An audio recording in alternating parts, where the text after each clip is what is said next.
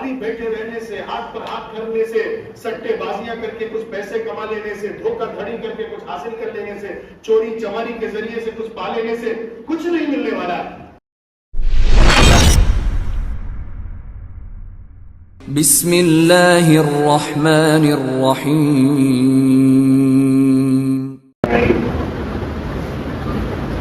وبعد فأعوذ بالله من الشيطان الرجيم بسم الله الرحمن الرحيم يا أيها الذين آمنوا كونوا قوامين بالقسط شهداء لله ولو على أنفسكم أو الوالدين والأقربين صدق الله العلي العظيم۔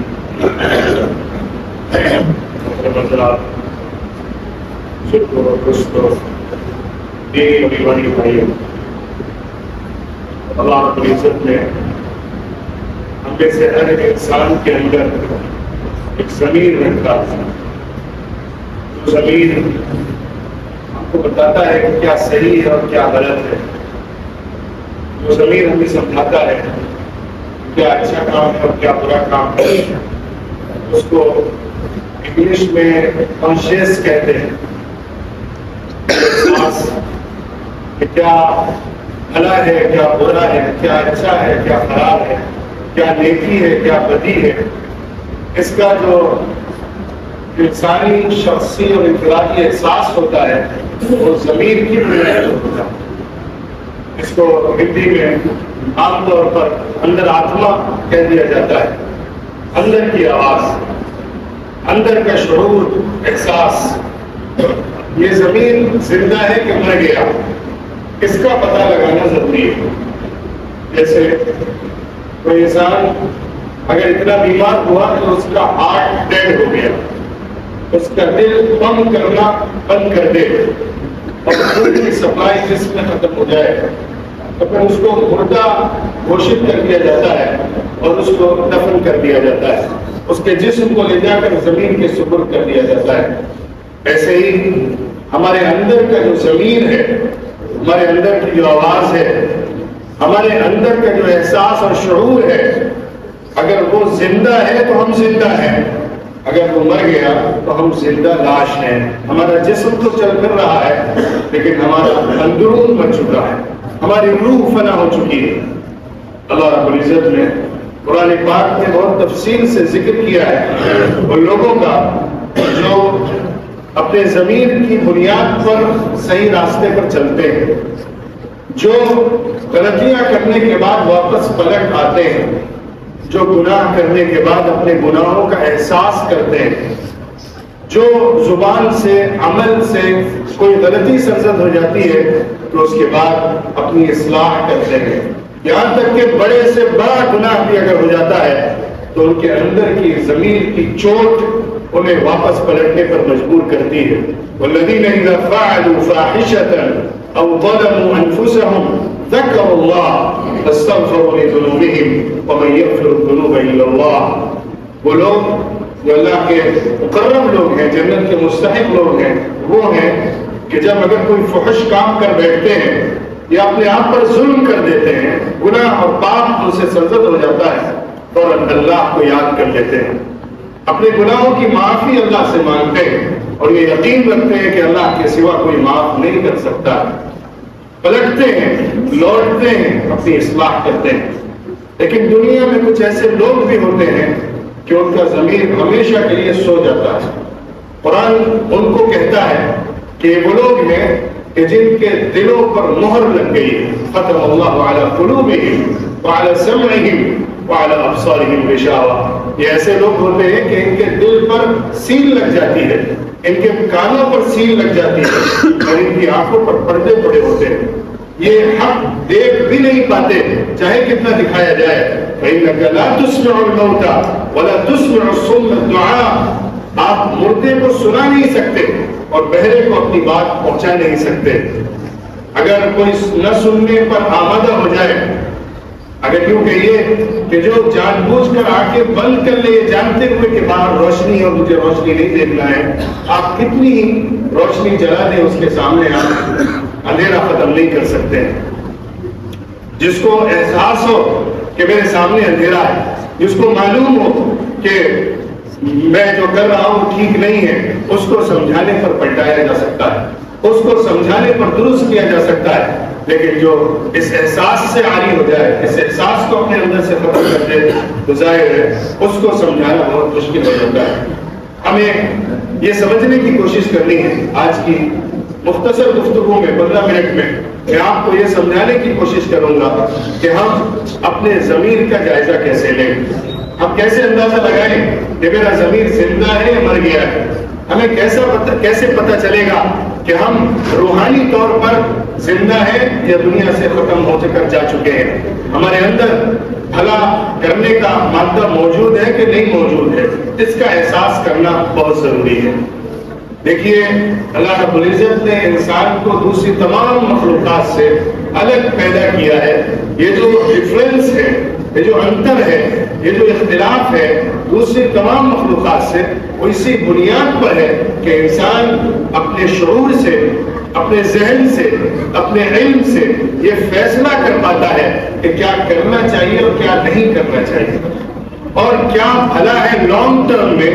مستقبل میں، فیوچر میں وہ کرنا ہے، اور جو آگے چل کر نقصان پہنچانے والی چیز ہے اخلاقی اعتبار سے، جسمانی اعتبار سے، سماجی اعتبار سے، آج یا کل اس سے بچنا ہے۔ یہ شعور، یہ کانشیسنس جس کو کہا جاتا ہے، کانشیس، وہ انسان کے اندر موجود ہے۔ اگر انسان خبیث اور طیب میں فرق کر لے رہا ہے تو اس کا مطلب وہ زندہ ہے۔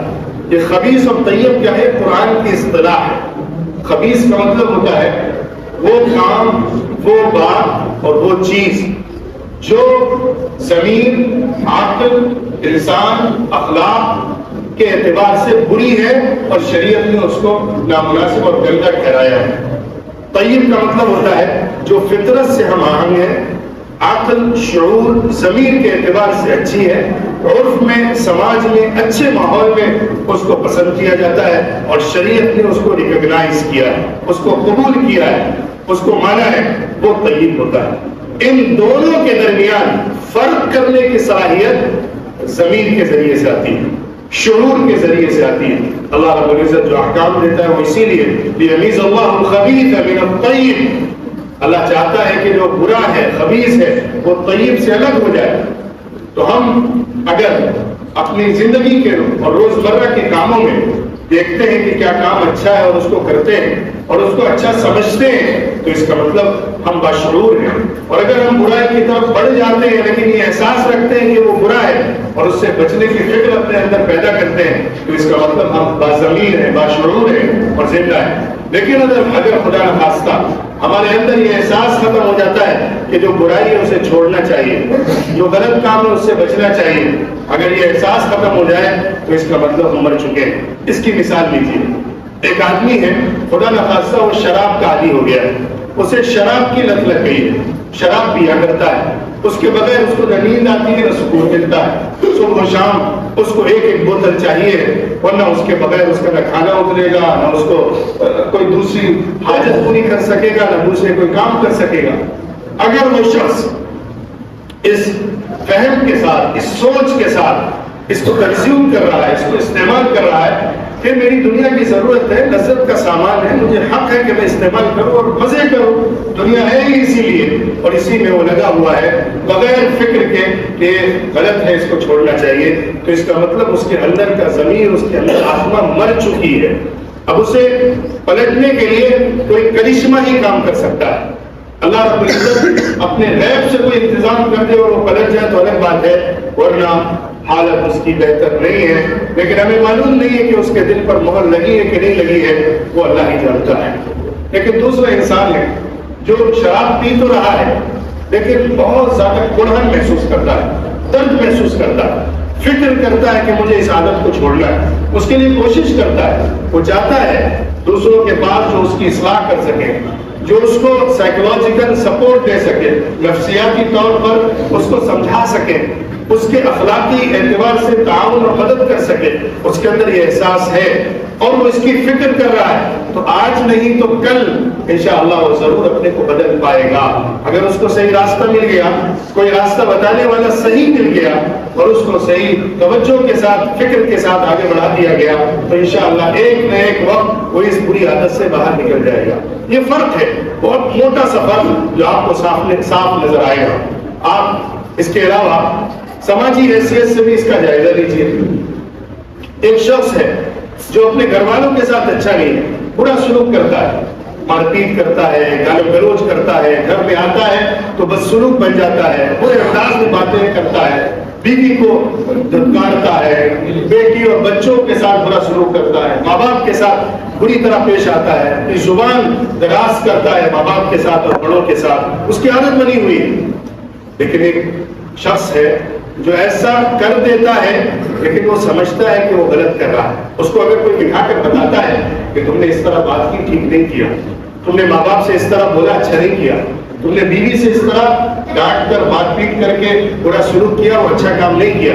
تم نے بچوں کے ساتھ اس طرح ٹریٹمنٹ کیا, بیہیویئر کیا, سلوک کیا, وہ غلط کام کیا. اگر وہ اس کو ریئلائز کرتا ہے, احساس کرتا ہے, اس کو سمجھ پاتا ہے, اس کے اندر شعور جاگ پاتا ہے اور وہ اپنی غلطی کا اعتراف کر پاتا ہے تو اس کا مطلب وہ زندہ ہے, اس کا مطلب وہ باحیات ہے, اس کا مطلب وہ باضمیر ہے, اس کا مطلب وہ باشعور ہے, اس کا مطلب وہ اپنے کو بدلنے پر آمادہ ہے. آج نہیں تو کل وہ اپنے آپ کو تبدیل کر سکتا ہے. لیکن دوسرا شخص ہے جو یہ سب کرنے کے بعد ہٹ دھرمی کے ساتھ, ضد کے ساتھ, تکبر کے ساتھ, پوری قوت کے ساتھ یہی کہتا رہتا ہے کہ نہیں میں نے نہیں صحیح کیا, مجھے ایسے ہی کرنا چاہیے, انہوں نے ایسا کیوں بولا, انہوں نے مجھ سے ایسا کیسے کہا, ماں باپ نے ایسا کیوں ٹوکا, مجھ سے کیوں سوال کیا, لہٰذا میں نے جو جواب دیا صحیح جواب دیا, مجھے حق تھا ان کو بولنے کا, ٹوکنے کا. وہ کہاں سے آتے ہیں ہم سے پوچھنے والے, ہم سے سوال کرنے والے. میری بیوی کھانے میں زیادہ نمک کیوں ڈالتی ہے, اس نے کھانا اچھا کیوں نہیں بنایا تھا, اسے میں نے ڈانٹا تو صحیح ڈانٹا, میں نے اس کو جھڑکا تو صحیح جھڑکا, میں نے اس کو مارا تو صحیح مارا. وہ اس کو صحیح بنانے کی کوشش کرتا ہے, اپنی غلطی پر لیپا پوتی کر کے اس کو اچھا بنا کر پیش کرتا ہے. اس شخص کی اصلاح نہیں ہو سکتی ہے, یہ شخص اپنے کو بدل نہیں پاتا ہے. تو ہم اپنی زندگی کا جائزہ لیں. میں نے 2 مثالیں آپ کو دی, اس کی روشنی میں آپ دیکھنا شروع کریے کہ ہماری زندگی کیسی ہے. کیا ہم اپنی غلطیوں کو سمجھ پاتے ہیں کہ نہیں؟ دن میں ہم 2, 4, 5, 10 چھوٹی بڑی غلطیاں تو کرتے ہی ہیں. ٹھیک ہے, شریعت کے اعتبار سے وہ گناہ نہ بھی ہو, وہ لوگ بھی جو کبیرہ گناہ الحمدللہ نہیں کرتے, وہ بھی اگر اپنی زندگی کا روزمرہ کے اعمال کا جائزہ لیں گے تو انہیں نظر آئے گا کہ ان سے کچھ نہ کچھ غلطیاں سرزد ہو جاتی ہیں, ان سے کچھ نہ کچھ کوتاہیاں واقع ہو جاتی ہیں. تو کیا وہ اس کو ایکنالج کر پاتے ہیں, کیا وہ اس کا اعتراف کر سکتے ہیں, کیا وہ اپنے اندر سے اس کو محسوس کر پاتے ہیں, کیا وہ فرق کر پاتے ہیں کہ میں نے کیا اچھا کیا کیا برا کیا؟ اگر یہ حادثہ, یہ سینس انسان کے اندر زندہ ہے تو وہ ہمیشہ اچھائی کی طرف, اصلاح کی طرف, کامیابی کی طرف, ترقی کی طرف, درستگی کی طرف بڑھتا چلا جائے گا. الکیس من دان نفسہ وعمل بما بعد الموت. اللہ کے رسول صلی اللہ علیہ وسلم نے کسی حقیقت سے پردہ اٹھاتے ہوئے ارشاد فرمایا تھا, عقل مند, سمجھدار, سیرت, دانش مند, ہوش مند, وائز پرسن وہ ہے جو ہمیشہ اپنے اعمال کا جائزہ لیتا ہے, اپنا حساب کتاب نکالتا رہتا ہے, یعنی اپنے ضمیر کی آواز کو سن کر صحیح اور غلط میں فرق کرتا ہے, اپنے اعمال کو تولتا رہتا ہے, اپنے تمام کاموں کو اسکیل پر رکھتا ہے اور اس کا جائزہ لیتا ہے کہ کیا یہ صحیح تھا یا صحیح نہیں تھا, کیا عمل درست تھا کیا عمل درست نہیں تھا. وہی شخص عقل مند ہے اور لانگ ٹرم میں اگر دیکھیں گے, لمبے نظریے سے اس کا جائزہ لیں گے تو آخرت اور دنیا کے درمیان تقابل کر کے وہ آخرت کے کاموں کو دنیا کے کاموں پر ترجیح دینے لگتا ہے. یہ حادثہ اور یہ صلاحیت جب انسان کے اندر یہ شعور جاگ جاتا ہے تو پھر وہ انسان عقل مند, سمجھدار, سوجھ بوجھ والا بن جاتا ہے. اور مثالیں آپ پکڑیے تاکہ بات سمجھنا اور آسان ہو جائے. ہم گھر کے اندر کچرا ہوتا ہے, کوڑا ہوتا ہے, گندا سامان ہوتا ہے, اگر اس کو لا کر باہر سڑک پر پھینک دیتے ہیں گزرنے والوں کو تکلیف دیتے ہیں. اگر ہمارے اندر احساس موجود ہے کہ ہم غلط کر رہے ہیں، ہم نے کچرا لا کر سڑک پر پھینکا، ہم نے کچرا لا کر دوسروں کے سامنے ڈالا جس سے گزرنے والے کو تکلیف ہو سکتی ہے، جس سے کسی کے کپڑے گندے ہو سکتے ہیں، جس سے سڑک گندی ہو سکتی ہے، جس سے ماحول اور فضا خراب ہو سکتی ہے، اگر آپ کے اندر یہ احساس ہے وہ کرنے کے بعد، تو اس کا مطلب آپ کے اندر اخلاقی حادثہ موجود ہے، وہ سینس موجود ہے، مورل سینس آپ کے اندر زندہ ہے. اگر وہ کرنے کے بعد احساس نہیں ہو رہا، کوئی کہہ رہا ہے تو برا لگ رہا ہے، اور کرنے کے بعد اس پر اکڑ ہے اور ہٹ دھرمی ہے اور اس کو بدلنے کا کوئی ارادہ نہیں ہے، تو اس کا مطلب ضمیر اخلاقی مر چکا ہے. ضمیر کے اندر کا جو سماجی اور اخلاقی حادثہ ہے وہ مر چکا ہے. جس طرح دینی حادثہ ضمیر کے اندر موجود ہوتا ہے، اسی طرح اخلاقی حادثہ بھی موجود ہوتا ہے. حادثے سے مراد سینس، سمجھنے کا سورس، بنیاد. جیسے ہم کان سے سنتے ہیں تو ہمیں چیزیں معلوم ہوتی ہیں، ہم آنکھ سے دیکھتے ہیں تو ہمیں چیزیں معلوم ہوتی ہیں، اس کا کلر کیا ہے، اس کا رنگ کیا ہے، اس کا قد کیا ہے، اس کا شیپ کیا ہے، ہمیں آنکھوں سے معلوم ہوتا ہے. اس کی آواز کیسی ہے، اس میں کیا بات کہی گئی ہے، کتنی اونچی ہے، کتنی ہلکی ہے، کان کے ذریعے سے ہمیں محسوس ہوتا ہے. ایسے ہی ہمارے ضمیر کے اندر بھی احساس ہوتا ہے کہ یہ کام اچھا تھا کہ نہیں تھا. جو کچھ ہو گیا یہ اپنے رزلٹ کے اعتبار سے، اپنے نظام کے اعتبار سے، اپنے طریقے کے اعتبار سے، اپنے فوائد اور نقصانات کے اعتبار سے بھلا ہے یا برا ہے، یہ فیصلہ ضمیر کرتا ہے. وہ ضمیر اگر زندہ ہے تو وہ بتا سکتا ہے کہ یہ صحیح کیا گیا کہ غلط کیا گیا. ہم اس طرح ایک اور مثال لے لیتے ہیں کہ ہم دیکھتے ہیں کہ اپنے سماج کے اندر، اپنے مسلمان بھائیوں کے اندر، خاص طور پہ نوجوانوں کے اندر جو یوتھ ہے، جو ہمارا شباب ہے، نوجوان ہے، اس کو ہم دیکھتے ہیں کہ کس طرح وہ اپنے ٹائم کو ضائع کر رہا ہے. وہ وقت جو قیمتی سرمایہ ہے، جو سب سے پریشیس گفٹ ہے، جو سب سے زیادہ قیمتی سامان اس کے پاس اللہ کی طرف سے موجود ہے، جس میں وہ سب کچھ بنا سکتا ہے، اپنی دنیا بھی سنوار سکتا ہے اور اپنی آخرت بھی بنا سکتا ہے. وہ دنیا میں نام بھی کما سکتا ہے اور دینی اعتبار سے بڑی خدمات بھی کر سکتا ہے. وہ ہزاروں لوگوں کا بھلا بھی کر سکتا ہے اور سینکڑوں کے لیے اپنے مرنے کے بعد کے خیر کے کام کا اس میں کیے جانے والے اعمال پیش کر سکتا ہے. اگر وہ اس وقت کو ضائع کر رہا ہے لو کام میں، فضول کام میں، بیکار کی چیزوں میں، اگر وہ ضائع کر رہا ہے تو اس کا مطلب اس کے اندر کا شعور مر گیا ہے. آپ اندازہ لگائیے، آپ غور کریے، جائزہ لیجیے اپنے مسلم محلوں کا کہ ہمارے نوجوانوں کا حال کیا ہے.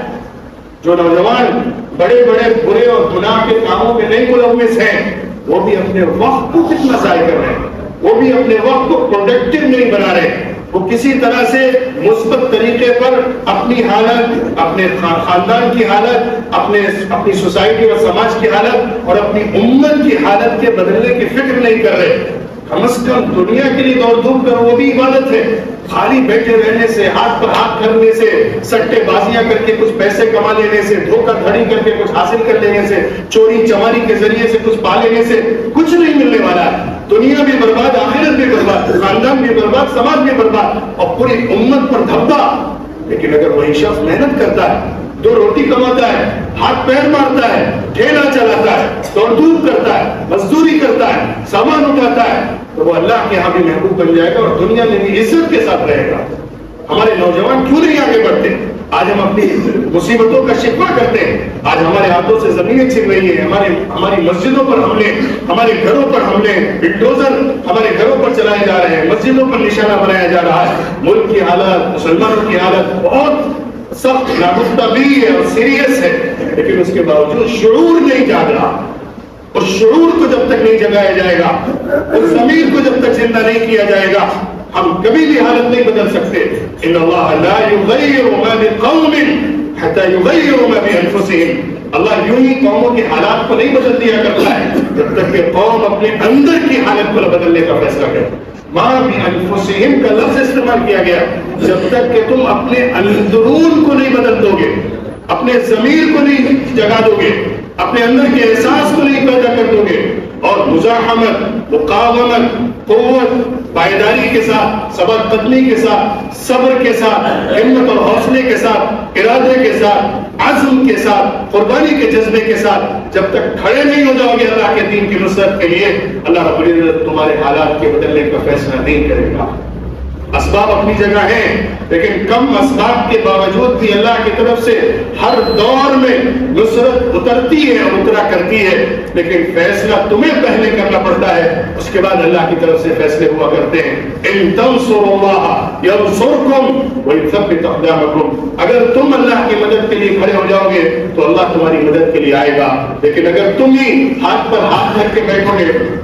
اگر تم ہی صرف واویلا مچا کر سو جاؤ گے، اگر تم ہی اپنے وقت کو ضائع کرتے رہو گے، اگر تم ہی اور تمہارے نوجوان، تمہارا یوتھ اپنے زندگی کو ضائع کر دے گا فضول کے کاموں میں، برے کاموں میں، گناہوں کے کاموں میں، لغو اور فضول چیزوں میں اگر اپنی زندگی کو برباد کرتا رہے گا تو کیا آسمان سے فرشتے اتر کر ہماری حالت کو بدل دیں گے؟ کہ اللہ رب العزت کچھ الگ سے باہر سے کوئی فوج بھیجے گا جو ہماری مدد اور نصرت ہو جائے گی؟ ہمیں تیار ہونا ہے اللہ کی نصرت اور اللہ کے دین کی مدد کے لیے۔ تو اللہ رب العزت غیبی طریقے پر کم اسباب کے باوجود بھی ہماری نصرت فرمائے گا،